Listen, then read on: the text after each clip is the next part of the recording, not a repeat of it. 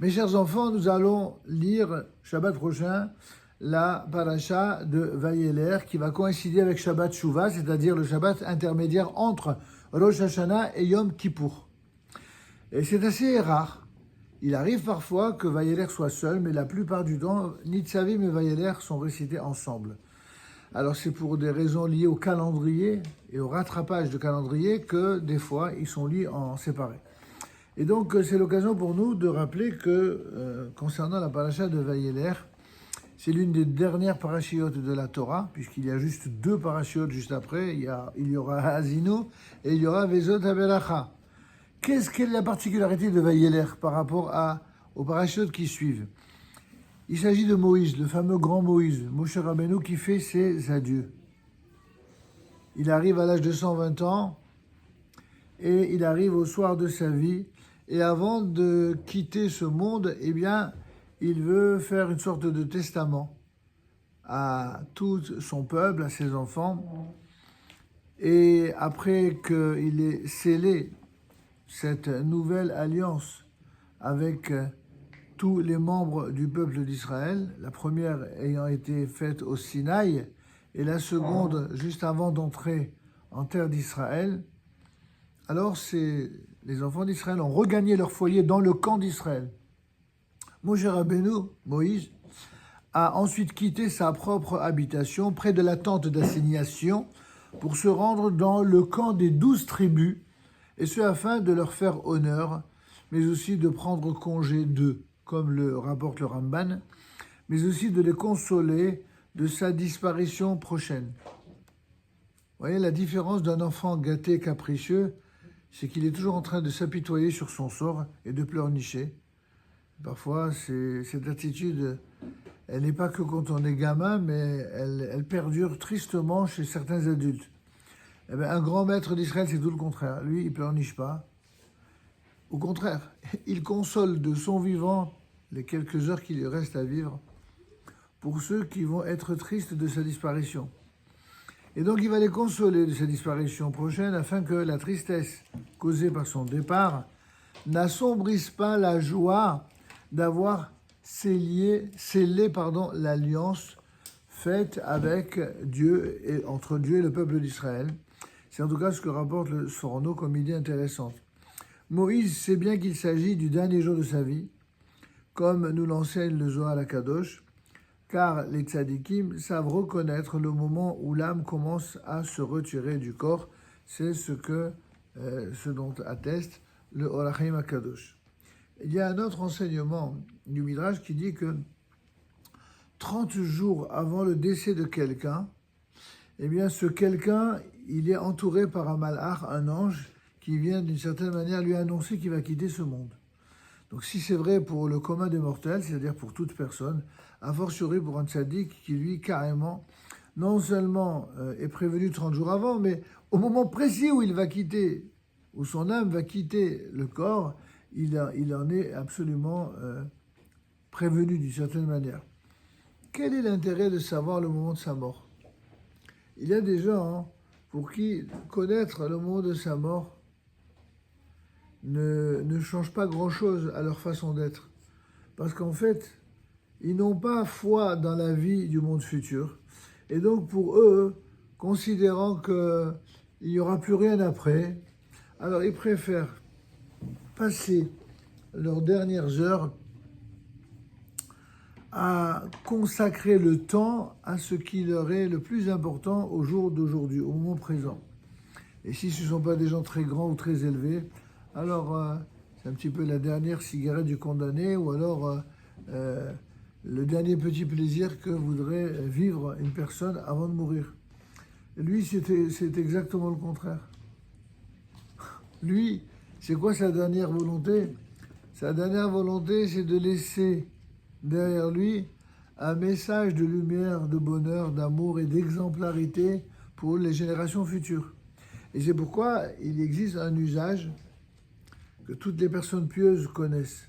C'est quand quelqu'un sent que la fin approche, avant qu'il n'ait plus du tout la force ni de parler ni d'exprimer une volonté, il réunit ses enfants et il les bénit. C'est très important de bénir ses enfants avant de quitter ce monde. Et ce pour deux raisons. D'abord, c'est pour montrer à Dieu qu'il aura en quelque sorte veillé jusqu'à son dernier souffle à mener à bien sa mission de transmission des valeurs authentiques de la Torah.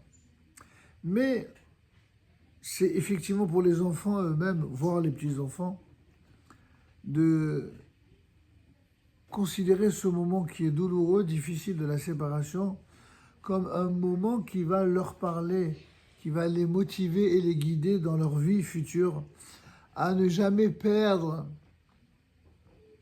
cette lumière, cette exemplarité. Et c'est pourquoi notamment tous les juifs pieux, et même ceux qui ne sont pas très pieux mais qui sont très croyants, sont très attachés aux enseignements des grands maîtres d'Israël.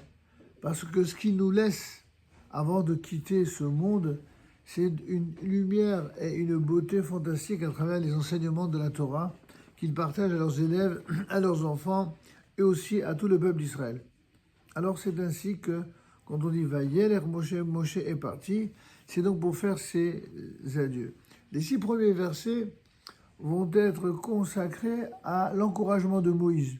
Il va expliquer au peuple que bien qu'il soit sur le point d'entrer dans le pays d'Israël, que le peuple va rentrer en Israël sans Moïse, puisque Moïse, comme vous le savez, lui ne rentrera pas pour diverses raisons, il doit avoir la confiance et savoir que Dieu l'assistera et que tout comme ils ont triomphé de leurs ennemis avec lui, eh bien, ils en triompheront sans lui.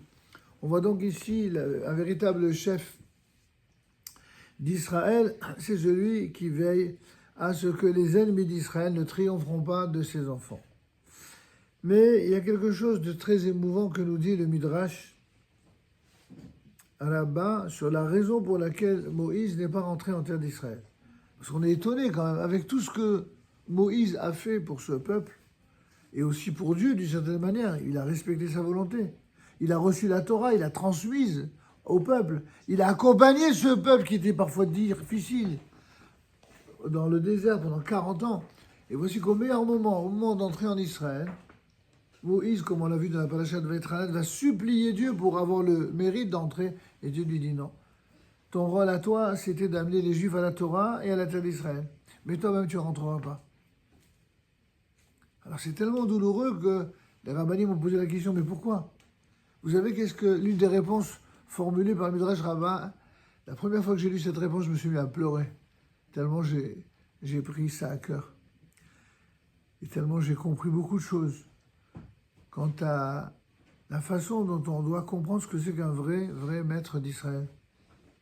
Après tout ce que Moïse a fait pour son peuple, nous dit le Midrash, il n'y en a pas un seul parmi eux qui a simplement prié Dieu pour que Moïse puisse rentrer en terre d'Israël. Imaginez un homme qui, toute sa vie, pratiquement, l'a consacré à la défense de ses frères, de son peuple, a prié pour eux, à leur enseigner la Torah. Il n'y a pas un seul parmi eux qui a ne serait-ce que pensé à prier Dieu pour qu'il laisse rentrer. C'est émouvant cette réponse-là. Alors, qu'est-ce qu'on doit tirer de cette réponse-là? 2 choses. Une de la part des chefs et l'autre de la part de ceux qui en profitent, qui profitent de leur lumière et de leur bonté. De la part des chefs, il faut apprendre que si un jour vous êtes appelé à devenir un chef, que ce soit un chef d'Israël, un chef de famille, un chef de quoi que ce soit, n'attendez pas la reconnaissance de personne. Parce que la plupart des gens qui sont gâtés sont souvent des ingrats. Et donc, l'ingratitude, elle est inhérente à la nature humaine. Elle remonte à l'enfance. Vous voyez, vous attendez tout de vos parents, tout de vos maîtres. Et pour autant, vous n'êtes pas toujours respectueux vis-à-vis de vos parents ou de vos maîtres.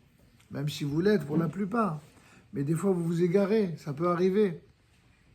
Est-ce qu'il le mérite? Est-ce qu'il mérite cela? Est-ce qu'il mérite de ne pas tenir compte de la valeur et de la grandeur qu'il incarne pour vous? Vos parents, ils vous ont tout donné. Ils vous ont donné la vie aux côtés de Dieu. Puisque le Talmud nous rappelle qu'il faut 3 associés pour la venue au monde d'un enfant, le père, la mère et Dieu. Donc si vous êtes là, c'est grâce à votre père, grâce à votre mère et grâce à Dieu. Donc c'est les trois êtres à qui vous devez le plus grand amour et le plus grand respect, c'est Dieu et vos parents. Et malheureusement, il arrive parfois qu'un enfant, et parfois même un grand enfant, que sont certains adultes, ne se comportent pas bien, ni vis-à-vis de Dieu, ni vis-à-vis de leur père, ni vis-à-vis de leur mère. C'est pourquoi la Torah, elle a consacré tant de lignes, tant de pages, notamment dans les 10 commandements, pour rappeler ce devoir absolu, primordial, consistant à aimer et respecter Dieu, mais aussi à aimer et respecter ses parents. Vous comprenez?